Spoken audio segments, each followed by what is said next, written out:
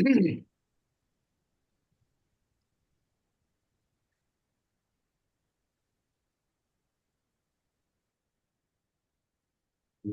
Brahma, Gurur Vishnu, Gurur Devo Maheshwarah, Guru Sakshat Param Brahma, Tasmai Shri Gurave Namah, Tasmai Shri Gurave Namah.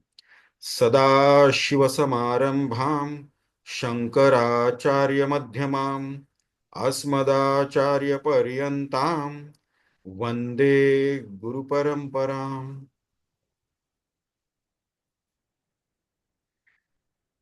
So today we'll start a new text.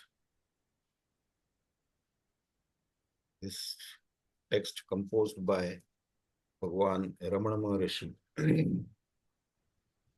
Most of us are familiar with Bhagwan Ramana Maharishi.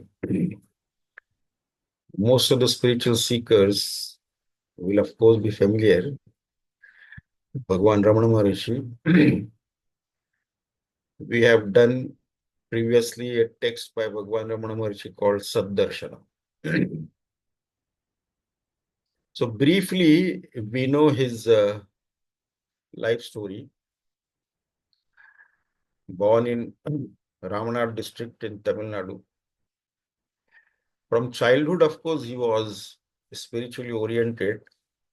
His friends, companions, and relatives say that he used to go into trance as a child.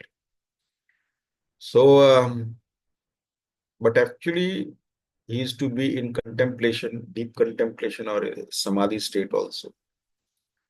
It is said that in school he was good boxer, fighter, so nobody could defeat him.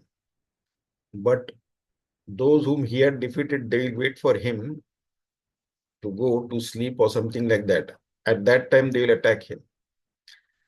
And he'll be actually into deep samadhi, so he'll not know anything. So they'll take their revenge on him like that. So that was Bhagwan Ramana Maharishi. And at the age of 16, he, after his school was over, then he went to his uncle's place in Madurai. His elder brother was already there, both of them. And he was from childhood oriented towards Arunachala. It is considered as one of the Jyotirlingas also. And somehow he was dedicated and devoted to that Arunachala mountain. And he wanted to go there ultimately, to be there. So one day one of his relatives told him where exactly this Arunachala mountain is in Tamil Nadu. Then this was sometime in 1896, more than 128 years ago, 1896 August. He took 3 rupees from his brother's college fees and then left. And he left a note also that I am going and nobody needs search for me. Don't waste time and money in searching for me. I am going for a purpose and so on. And barely he was not even 17 complete when he left Madurai and went to Arunachala. The 3 rupees that he took from his brother's fee was not enough for his journey. So he had to pawn his gold earring also. Finally, he reached Tiruvannamalai and went to that Shiva Mandir, Shiva temple. And whatever left money was there, he threw it in the pond. In South India, one speciality is almost all big temples will have a pond in their premises.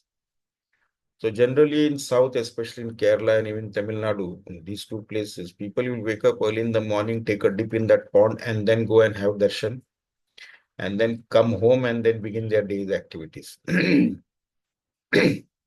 So there is a pond in the Shiva temple also in Tiruvannamalai. So he threw away whatever left money was there in that pond. Not only that, he had attained so much vairagya that because before coming to Tiruvannamalai itself, he had the knowledge, the experience of that non-dual reality. So he had become a vairagi, param vairagi. He threw away all his clothes also, including his kaupina. Loin cloth also, he threw it into the pond. And then sat there itself for meditation. Of course, he was just a teenager, barely 16, 17, not even 17 completed. So obviously, the children of his age, they used to gather around and make fun of him or harass him or something like that. So the pujari of that Shiva temple, he thought that this boy is not an ordinary boy. So he gave him space in the basement of the temple to meditate so that these children will not disturb him. So for quite some time he was staying there, living there, and he used to be in samadhi in that basement. And then when he's in samadhi for days together, he will not drink or eat anything. The pujari has to force feed him. But of course, being in the basement had its own drawbacks also, because there were other creatures, rats were also there and things like that. So that will also cause problem to him. So after some time from there, after a few months, then he went to the Arunachala mountain. Then he lived in two different caves. One was the Virupaksha cave. Initially, he lived there for a long time. He was constantly in meditation only, in silence, mauna. Then when his mother came, after his elder brother passed away, his mother came, then they moved to Skandashram, a little above that. And then he lived there until his mother was there. That is when they started the kitchen. Otherwise, he used to live on Bhiksha only. And then after that, the present-day Ramana Ashram was formed around him at the base of Arunachala mountain. So that is the brief sketch of Bhagwan Ramana Maharshi. And most of the time during his sadhana period, when he was in deep, it was not sadhana actually, because he was already realized. Only he came to Tiruvannamalai to have a firm conviction in that, to get fully established in his realization. He had already had the glimpse of that in Madura itself. So to have a firm, to fully get established in that, he came to Tiruvannamalai. And for years together, he used to be in silence, not to speak at all. If somebody asked something, he would not answer, be in silence. And the best speech is silence. Therefore, we should speak only if we can improve on that silence. So Ramana Maharshi spoke only when he had to improve on that silence, not otherwise. Here, silence is of the realized soul, self-realization, not the silence of the graveyard. So, this is the brief sketch of Bhagwan Ramana Maharshi. Now, this Upadesha Saara, before we begin the actual test or text, so a certain introduction is required. In nature, of course, humans are the supreme creation because only humans have the intellect to think and know about his current situation, what his current situation is. He can also very well be aware of his limitations, the bondages that he is having, the imperfections that he has, and all the flaws that he has in his life, in the living here, in living on this planet. So he can think about it and maybe find a solution for that. So when he knows that there is something wrong, it is not complete, his life is not purna, apurnata is there, is not perfect, imperfection is there. So when he sees that, when he understands it, that I am in bondage, I am limited by space and time and causation and so on, and therefore he wants to be free from all these limitations and bondages. and only humans can think about it. So in Prakriti or in nature, we'll find that everything attains its own natural state. Always. So humans are not an exception to that. As long as they don't attain their natural state, they'll always be restless. Like a flowing river will find its own level. And only when it finds its own level, then the flow will stop. So when the flowing river meets with another big river or a lake, or west is the ocean, after that, the flow will stop. Then they are in the ocean. Once in the ocean, there is no flow. So everyone wants to attain their natural state in nature. Everything attends to that only. So humans are not exception to that. So what is his natural state? Essential nature. His essential nature is, of course, infinite. But now he doesn't have any feeling of being infinite. He feels himself limited by so many things. So therefore, he is restless. Somehow he has to feel that he has to attain something. But he also doesn't know exactly where to look for, how to get perfection, how to attain that infinite state. He doesn't know. I mean, he doesn't know where to look for, where to begin, how to go about it. So, and then of course he gets into action, try this, try that, and something like that. And of course, actions are all limited. They're parichina, limited, finite, limited by, of course, space and time. And so many other factors are also there. And then the limited karma cannot give us the unlimited result. So that is also a very important factor. Our Sakshat Swarupa, our real essential nature, is infinite, blissful state, pure blissful awareness, infinite.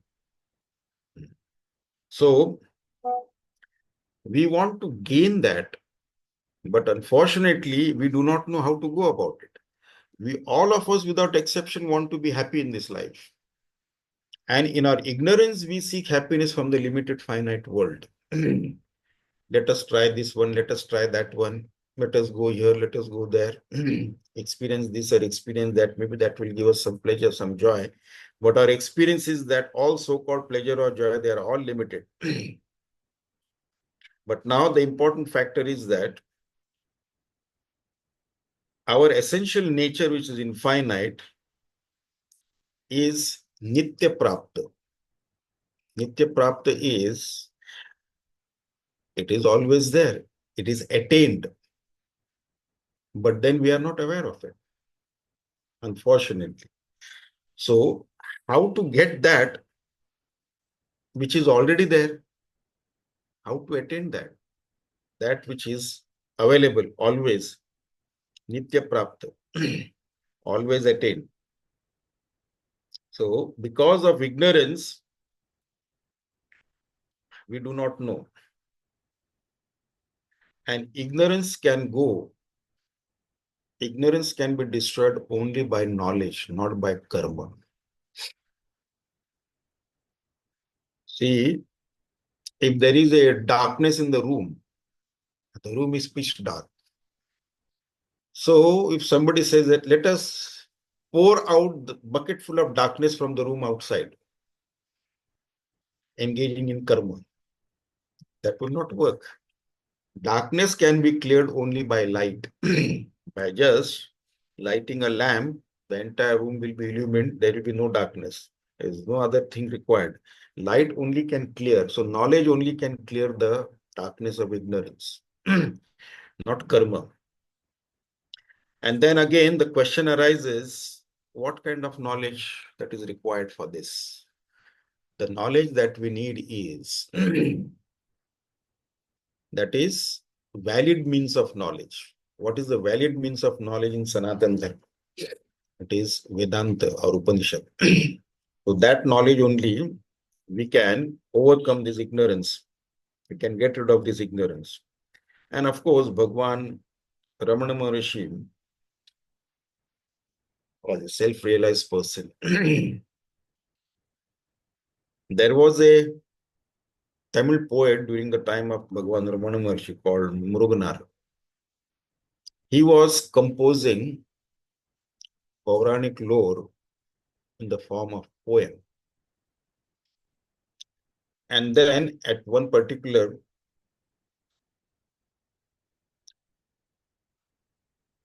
spot or some one particular phase in that story, stage in that story, he thought that he's not qualified enough to compose that portion into poem. And then he approached and requested Bhagwan Ramana Maharishi to compose that. So we'll see the story also, what the story is, and at what stage Muruganar felt that he is not qualified enough to compose. And then he requested Bhagwan Ramana Maharishi. So, important factor is that we all want to attain perfection. What is perfection? We need to ask ourselves three questions. First question is, I am happy or miserable? So if I am miserable, I have not attained perfection. And the answer is that I am happy. Okay. If I say I'm happy, then the next question, is my happiness 24 hours every moment? Or sometimes I'm happy, and though I'm not miserable, sometimes I'm happy and sometimes I'm bored. If I'm sometimes happy and sometimes bored, then of course I have not attained perfection. And if the answer is that I am happy 24/7 every moment, good, then we need to answer the third question. Is my so-called 24 hours happiness dependent on any favorable, conducive place, time, object, people, situation, circumstances, relationships, environment, and so on, or independent of all these factors?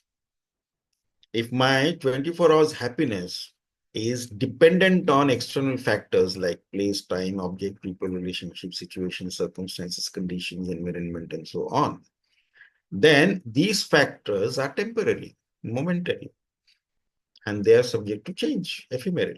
And when they change, my so-called 24 hours happiness will also disappear. So then what is perfection? If I am 24/7 every moment happy, independent of any factors, whether they are favorable or unfavorable, conducive or non-conducive, doesn't make any difference to my blissful state, then I have attained perfection. So we need to know that also. Now, the story goes, this Puranic story, which poet Muruganar was composing into a poem. So that comes in the one Purana, in Daruka 1 forest of Daruka 1 it is called as, there were some ascetics. And these ascetics were in this firm belief that we can attain anything through karma, through the various rituals, yaga and havan. And they believed that we can attain, we are independent in attaining karma phala. Lord is not required there. We can do our karma and attain the phala. That is what they believed. So they were into various types of rituals, yaga and havan, to attain various powers and things like that. Now, Lord wanted to get, and yet after getting engaged into these kind of activities, rituals, to attain power and all those things, yet they were dissatisfied with themselves. They were miserable also. having all these so many powers they had attained and all that thing, and yet they were basically miserable. They were not happy. So there was something lacking. There was something lacking. Now Lord wanted to give them the ultimate teachings and clear the delusion that they can attain everything to karma. Karma is independent in giving results and things like that. So to clear that, the Lord appeared as a young, handsome mendicant. But of course, the ascetics were not, they ignored, they were not interested, they continued with their rituals. But then their wives got infatuated by that young mendicant and they started following him. After some time, the ascetics realized that the wives have gone, so they went after searching for their wives. And then in between, they found Lord Vishnu had taken the form of Mohini. So then these ascetics started following Mohini then. And after that, that Mohini also disappeared. Then they realized that it is all the mischief of that young mendicant. So then with their powers, they produced lots of different types of weapons to attack him. So when they attacked him with the weapons, he just smiled and nothing happened to him. Then the ascetics realized that he is no ordinary young mendicant, he is the Lord himself. And then immediately they took refuge at his feet. Then the Lord imparted the knowledge by to get rid of the delusion that they can attain everything through this karma, to get rid of that delusion and introduce them to the self-knowledge. And then he imparts this knowledge. At this stage, the poet Muruganar felt that he cannot compose what knowledge Lord imparted to the ascetics there. He's not qualified enough to compose that in poem form. So that is when he approached Bhagavan Ramana Maharishi and requested him to compose it in poem form, what the Lord imparted. So that is how this Upadesha Saara text came up. Now, of course, in this text, there are 4 types of yoga discussed in this text. That is Karma Yoga, Bhakti Yoga, Dhyana Yoga, and Jnana Yoga. So there are many, many yogas are there. Hatha Yoga is there, Kriya Yoga, Raj Yoga. So there are too many yoga. Now, first we need to understand yoga. We have, of course, gone through that also earlier. But anyway, we'll refresh ourselves because we have a tendency to forget also. So the word yoga comes from this Sanskrit root called yuj. From yuj, this yoga has come. And the meaning of yoga is to unite, to join, to unite, and so on. So union of what? Union of Jivatma with Paramatma. One way to say it, yoga. So union of Jivatma with Paramatma. But then this meaning is also not correct. Because for yoga, for union, there has to be a separation first. For yoga, there has to be a viyoga first. If there is a viyoga, then there is a chance of yoga. But in this case, there is no question of any viyoga. Jivatma and Paramatma, they are already one. Again, to say this also is wrong. There are no 2 entities like Jivatma and Paramatma and then they are one like that. There is only one entity. That's all. So this definition is not the correct one. That to unite or to join or to unite or it's union. So then what is yoga then? So already we are that. So we are already that, and then what to gain about it? What is there to gain about it? But the problem is that even though we are that, Nitya Shuddha Buddha Mukta Parabrahma Paramatma Swarupa, we have absolutely no knowledge about it. We are not aware of it. And again, it is Nitya Prapta. It is always there, even at this very moment. So what is the obstruction? Obstruction is our own delusion. about wrong things, wrong identities, and so on, arising out of our own ignorance. We have this deluded notion about so many things around us. So then what is yoga then? Because we don't have to get that absolute self, the absolute truth from somewhere. It is already there. So any technique, any sadhana, any technique that can get rid of this delusion, then that can be called as yoga. So whether we can get rid of that by bhakti yoga, by jnana yoga, they are the main two yogas. So we can get rid of that delusion through bhakti or to jnana. And all other yogas, they assist us, like karma yoga, dhyana yoga, hatha yoga, or kriya yoga, and so on. They will help us on the way. But the main, these two paths, either believe or no. Believing is bhakti yoga, and then knowing is jnana yoga. And all belief has to be finally converted into our direct subjective knowledge. Shraddha we keep on something because we do not know. Once we know, it is not a question of Shraddha. Then it is our direct subjective knowledge about it. So that subtle understanding has to be there. So different yoga has been given in these 4 different yogas have been discussed in this particular text. So the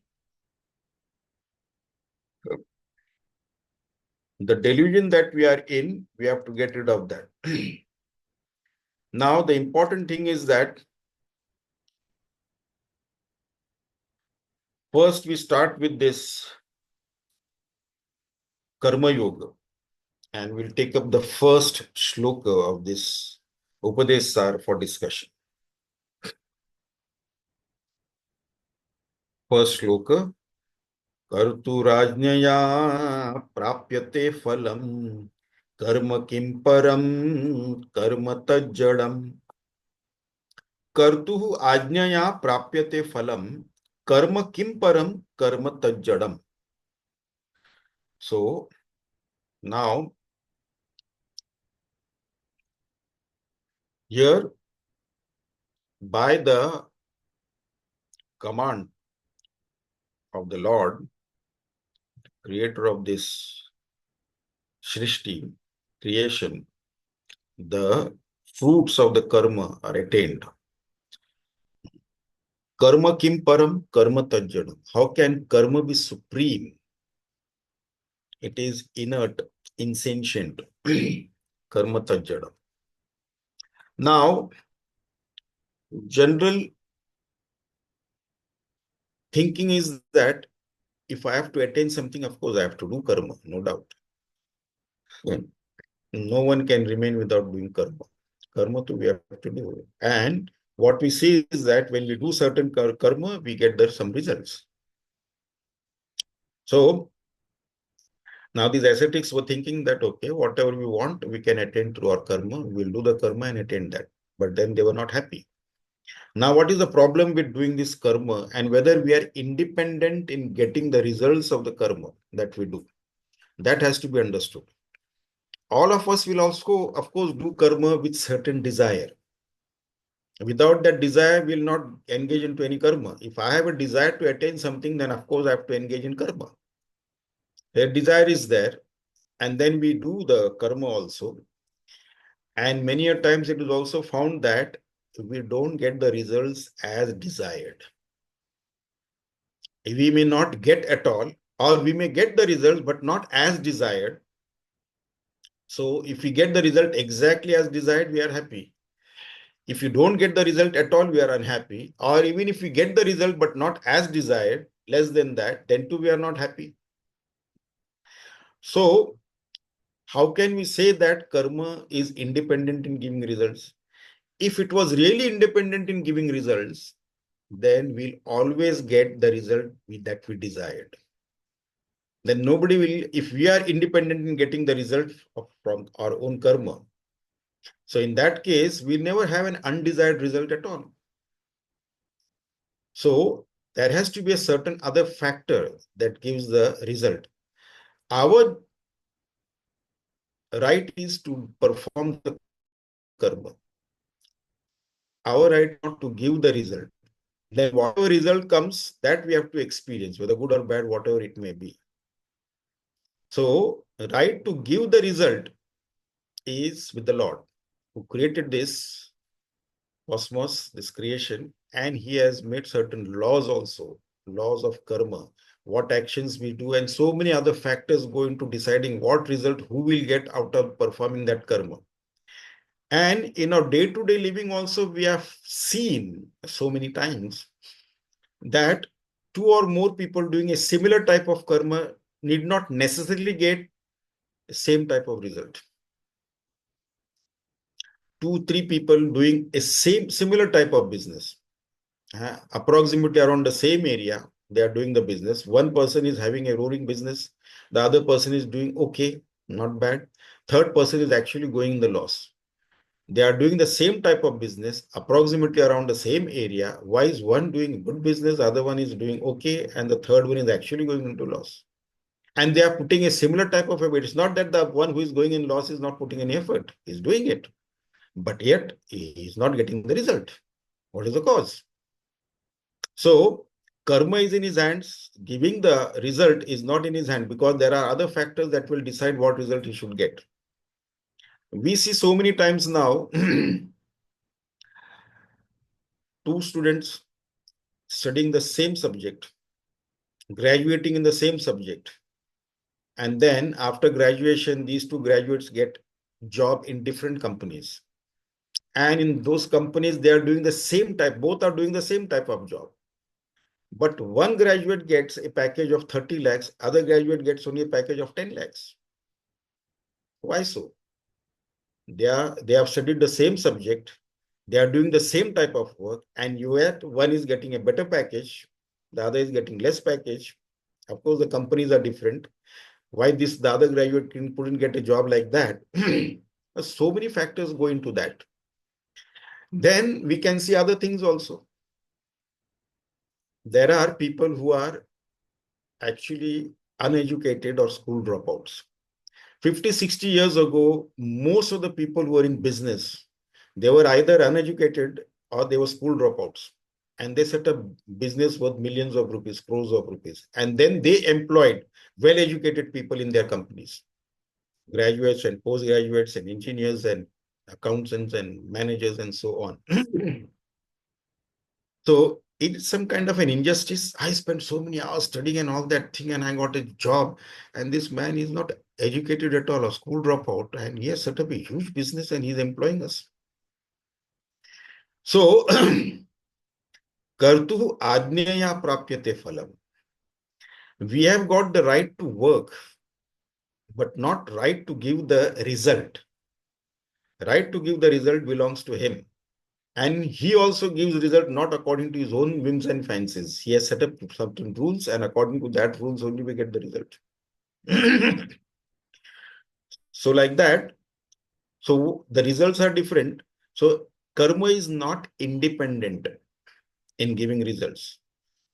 Had it been so, everybody would have got their desired results only. Nobody desires to be what you call ill. Nobody wants to get old. Nobody wants to die. So these kind of results, nobody will give themselves. If it was easy for us to give the results to ourselves, we are independent in getting the results, then we would never give ourselves an undesired result. Always a desired result will come to us. But that is not so. We can only perform actions. Having performed the action, then other factors which we are not aware of, that will go into it before we get the result. Whether we get the desired result or less than desired, or actually undesired result out of that, we do not know.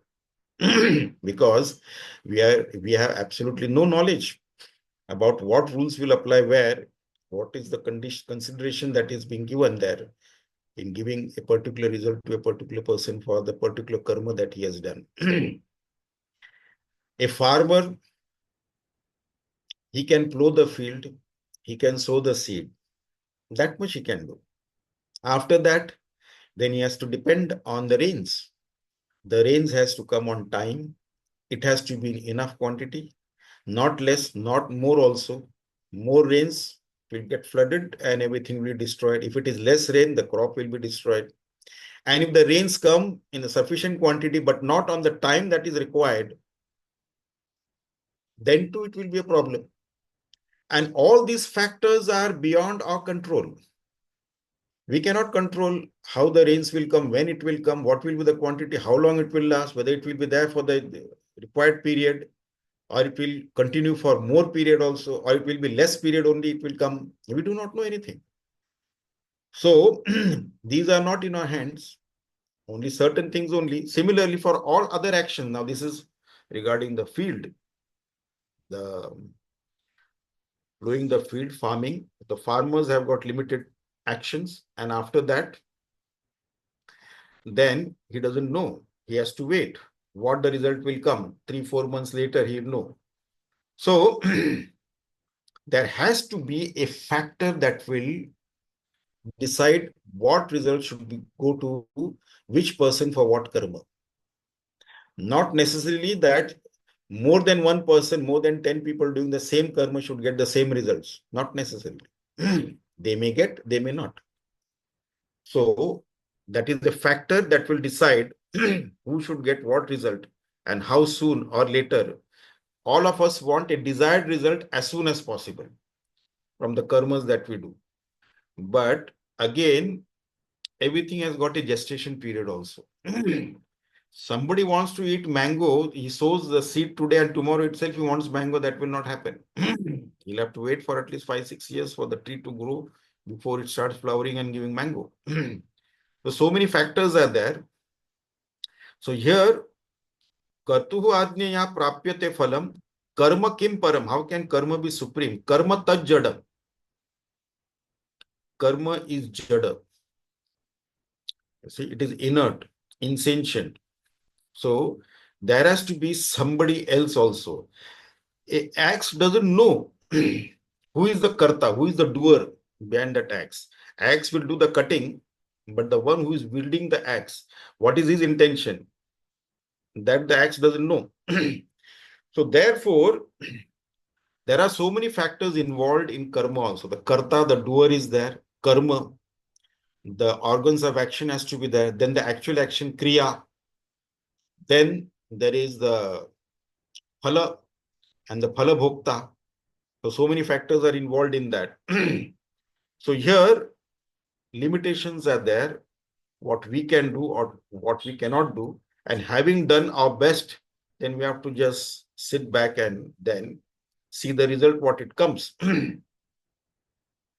So who is the doer? Is it the hand, the doer?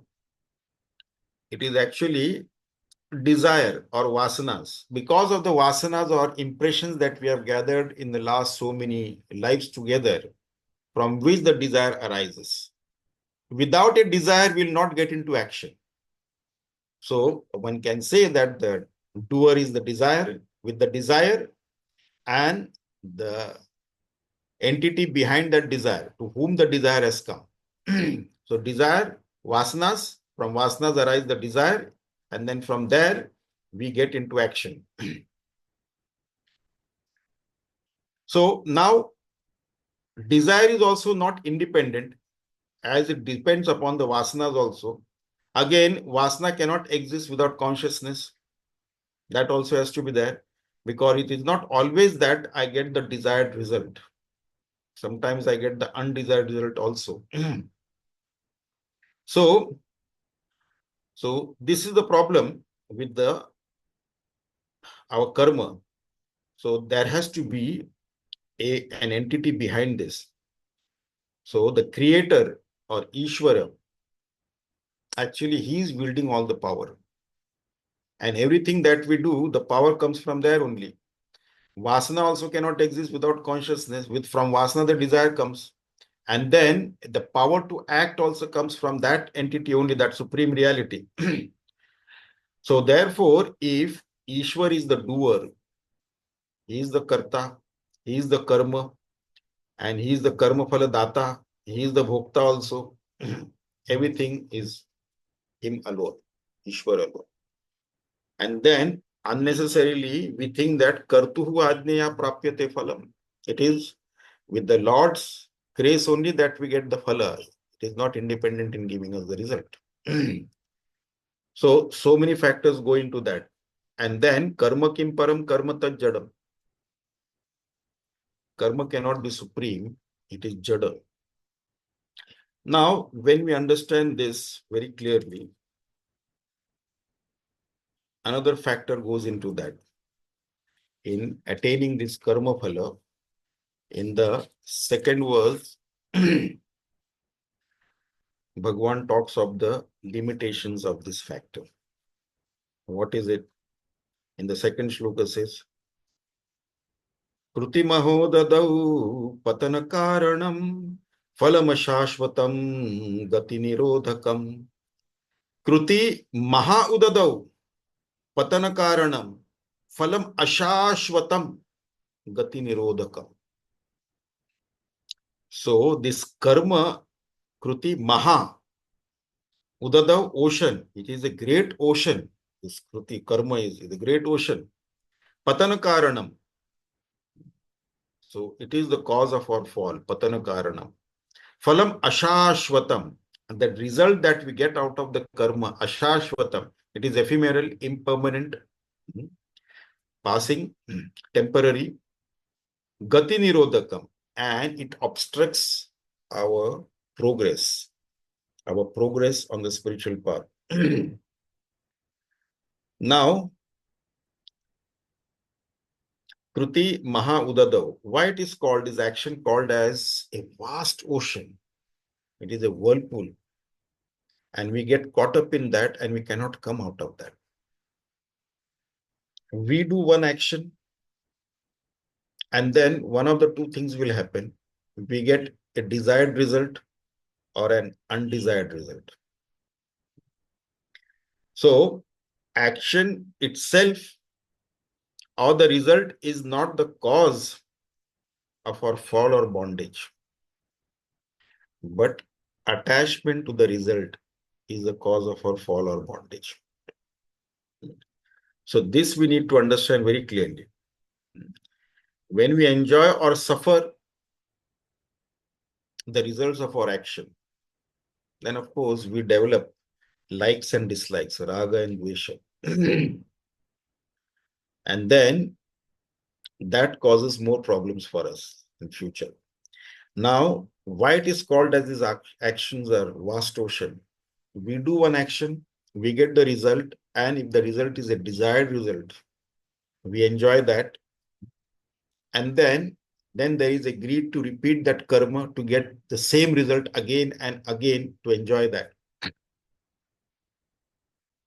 And if you don't get the desired result, then we keep on attempting to get the desired result. Oh, last time I did that, I didn't get the desired result. It was less than the desired one, or I didn't get at all, or I got an undesired result. So I will do this karma again, but in a different way or something like that. So it goes on like that. And then we get attached to the, if it is favorable, if we have enjoyed the fruits of our karma, then we want to repeat it again and again, then there is lobha, greed. And then we go on into that. Want to get it again. Sometimes we may get, sometimes we may not get, but we are caught up in that. See, when a gambler is gambling, if he is winning, he is quite happy about it and all that thing.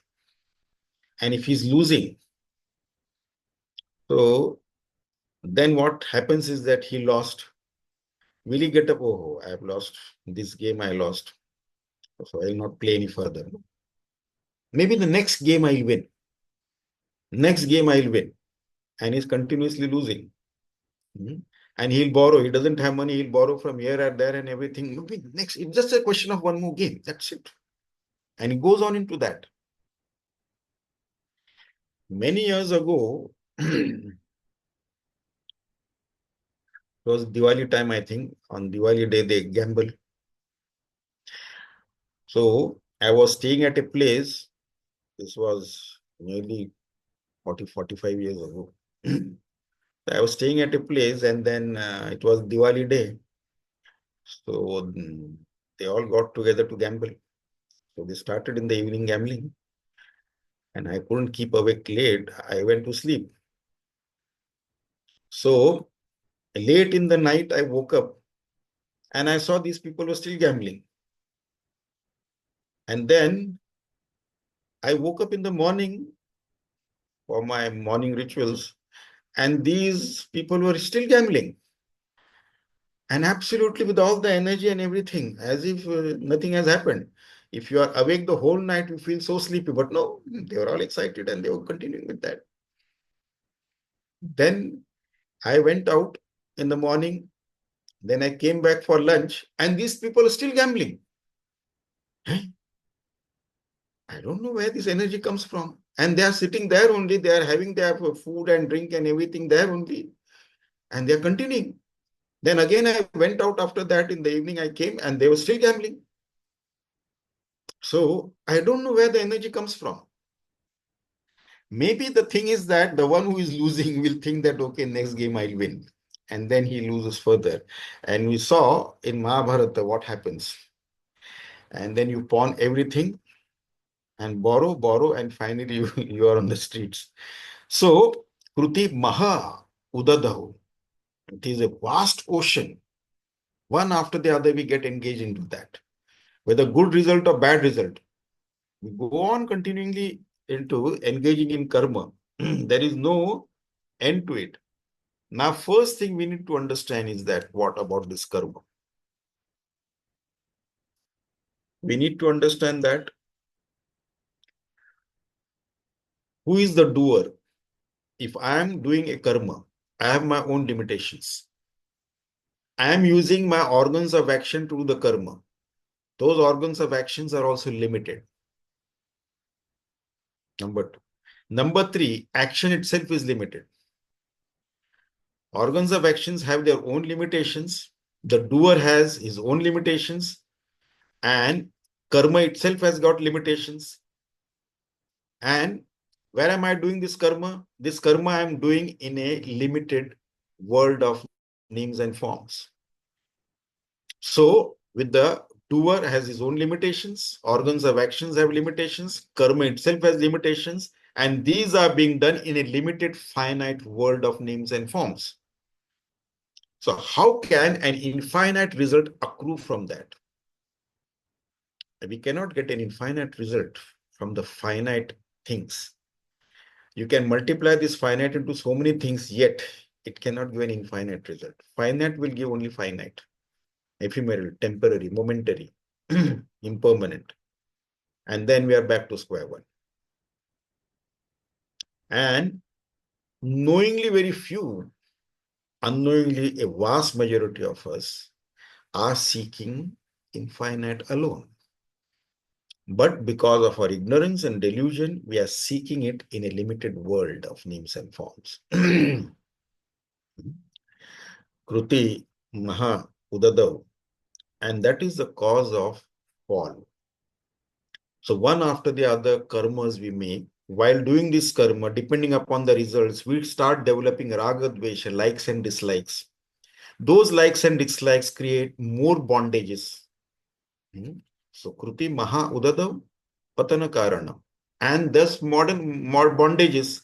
So this raga dvesha, likes and dislikes and bondages, they are the cause of our fall. Patana Karanam. Because phalam is always ashashvat, temporary, momentary. It will not last. Infinite can never come from the finite. Infinite is already there. And our obsession with getting a particular type of result, that is what it is. And then if you don't get that, then we are miserable. So we have to get out of this vicious circle. Why? Because the problem is here, gati nirodhakam. This vicious circle of karma, getting into action, then the result may be to our liking or not to our liking, or less than our liking. And then the raga dvesha, the karma bandhana, the bondages, and it goes on. We have to get out of this vicious circle. because that obstructs our progress. On the spiritual path, as a spiritual seeker, this obstructs our progress. Now, the problem is that should we give up performing karma? That is not possible. We cannot live for a moment without doing any karma. But then doing karma creates raga, dvesha, likes and dislikes. It also create bondages. So is it worthy to have this karma, to do karma? But then at the same time, we cannot live without karma. So how to live in this world? We have to do the karma, but the karma should not create any bondages for us also. It should not limit us. It should not create any bondage, not create more raga, dvesha, more vasanas, more impressions, and so on. That should not happen. So, what is the solution? Karma we have to do. We cannot live without doing karma. That is given. So, what is the solution? Solution Bhagavan gives us in the third shloka. ईश्वरार्पितं नेच्छया कृतं चित्तशोधकं मुक्तिसाधकम् ईश्वर अर्पितं न इच्छया कृतं चित्तशोधकम मुक्तिसाधकम. So how to perform karma? By surrendering karma at the feet of our Ishta Devata, Ishvara, our Lord. So without the attachment, na ichchaya krutam, without the attachment to the results of that action, then without the attachment, if the karma is performed, then it is the cause for purification of the mind, and it is also a sadhana for moksha, for the liberation. So a means to liberation, means to moksha. So Ishvara Arpita. Now, first thing is that now, whatever deity we worship, whichever is the altar where we surrender completely, Shraddha is there. So there we can offer all our karmas and their results and everything. Now, when you are offering something to the Lord, we should not be offering something which is not good, which the Lord may not like. So whatever He likes, that is what is to be offered, whether it is food or drink or action also. When we give Naivedya to the Lord, specific things are there. Certain things are not given as Naivedya. Similarly, actions also, if you're offering our actions to the Lord, then those actions better be that which is generally offered to the Lord, not the bad actions. So, this principle we can overcome. Through this principle, what we can do is that we can overcome all our negative habits. So, to negate the doership notion, we should offer the actions at the feet of the Lord. Through Karma Yoga, we can do that. The locus of doership is then shifted to the Lord. We don't keep it to ourselves. And through knowledge, even this is also discarded. Therefore, action should be selfless and nishkama, desireless, desireless for the results. Without the desire, we cannot. But then when we offer it, now you see, to do karma without doership notion is almost impossible, if not impossible. Very, very difficult. Because unless we dissolve our ego, we cannot offer. Without ego, then only a desireless action happens. But to dissolve the ego is very difficult. So the next best thing is that surrender the action at his feet. So He is the karta, he is the karma, he is the kriya, he is the faldata, he is the bhokta. So, Tera Tujhko Arpan, as we chant in Aarti. So, that is an important factor. So, this bhava has to be there. Ishwar Arpitam, Nechaya Krutam. So, Nechaya means there is no attachment to the results. That only will purify the mind. Now, here, this will slowly weaken the ego. When we always have, okay, it is the Lord that inspires me into action. The action is His, the karma is His, karmendriya He has given, and He is expressing through that. Everything is His alone. Karma phala data is His also, and then bhokta is also. Now, though we have not dissolved our ego, we have not dissolved it. Ego is still there, but now we have an entity, a place where we surrender it.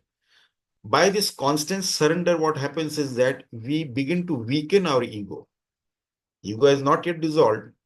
The day ego gets dissolved, the game is over. Then we have attained the highest goal. So before that, at least we should make an attempt to weaken the ego. Ego is the number one cause for everything. All our problems, ego is the cause. If there is no ego, there is no problem. If by some trick we can simply delete the ego from all beings of this earth, suddenly there will be peace on this. There will be no fight, no quarrel, no wars, nothing. Absolutely. Everybody will be in their own infinite blissful state. No problem. But of course, that is not the case. Ego causes problem. And the person whose ego is very strong, he'll be the most miserable person. Weaker the person, ego, happier the person. And the egoless one is in infinite bliss. So this ego is causing all the problem. So to begin with, it is difficult to get rid of this ego. So at least we can surrender at the feet of the Lord. You are everything. I am nothing. It is you who do everything. You are the giver. You are the enjoyer. You are the doer. Everything you alone. Ishwara Arpitam. And then there is no desire. And here desire means we have to take it as attachment. So without the attachment of a particular type of result, when we do certain karma, I have to get certain types of result only and not otherwise. When I am doing this kind of business, I have to get this much profit every day. And if it is less than that, then I'm not happy. If it is more than that, I'm more happy. Then what happens if it is more than that? Then I raise my limit. Okay, I was expecting this, I got more than this. Now I keep my limitation this. So tomorrow also I should get this much only. And when it doesn't come, it has come to this, but this was my initial expectation that I got it, but now I change it. I put a higher bar. And then when it doesn't go reach there, then I'm again unhappy. So there should be no attachment to a particular type of result. Result will come for sure, no doubt about that. Whatever karma we do, the result will come. That is definite. And then when the result comes, how to accept that result?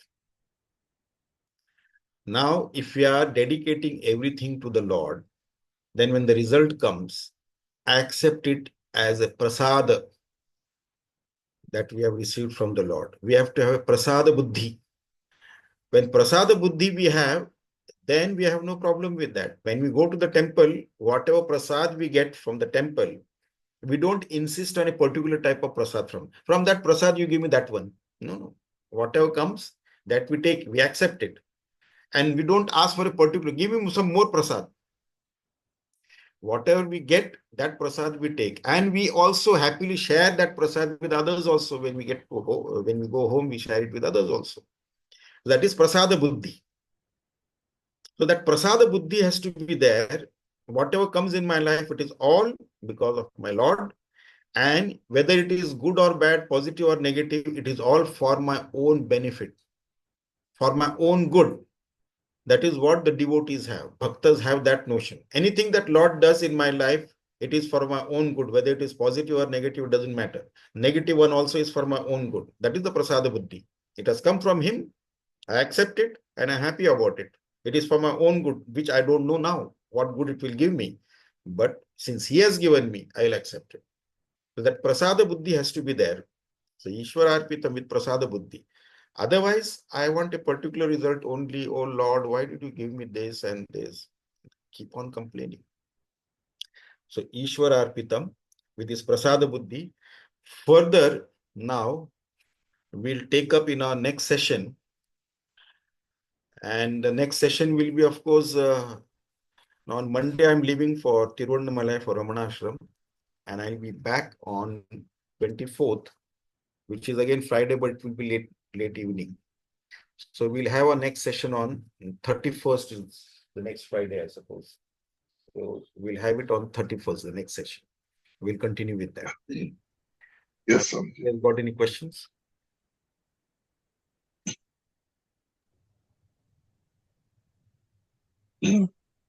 Any question from anybody? Swamiji, can you hear me? Yeah. Yeah. Any question from anybody? Swamiji, Yes. you and your group is going to Ramanashram, Tiruvannamalai. Ah. Now there is a word, something like FOMO. Pogo. FOMO is a short form of fear of missing out. So, Fear of missing out. FOMO. I'm getting that feeling of FOMO, Swamiji. I tried my hard to make the program possible for me. But since my sister has come from abroad, I cannot leave her, Yeah. So you have to be with her. Yeah. And the second thing is, over a period of last so many years with Ramana Maharshi reading books and all, day-to-day Bhagwan and other books, one thing I have decided that when Ramana Maharshi speaks, you have to keep silent. Yeah. Silence is the best. And allow him to do his work or other my work, our work from within, Swamiji. Yes. And my experience says that he does work if he can keep silent. Or as you mentioned today, the ego should be at the least possible level. Yes. You have to at least weaken the ego. And allow him to work from within ourselves, Swamiji. Last year when we went to Tiruvannamalai last December 23, we had asked you, Swamiji, will there be any class at Tiruvannamalai? So satsang continued there also. No, but satsang was a very limited time. You said let Ramana work within from within. Yes. When we are there at his feet, there itself, then he takes over everything. We don't have to do anything. Exactly, Swamiji. Yeah. Anyway, Swamiji, Ramana Maharshi is in our heart. But since we have mental distance, we request you to pray on behalf of our study circle at Ramana's feet, Swamiji. Yes, of course. Yeah. Hari Om, Swamiji. Shall we conclude? Yes, Swamiji. Om Purnamadah Purnamidam Purnat Purnamudachyate Purnasya Purnamadaya Purnameva Vashishyate. Om Shanti Harihi Om Shri Gurubhyo Namah. Harihi Om.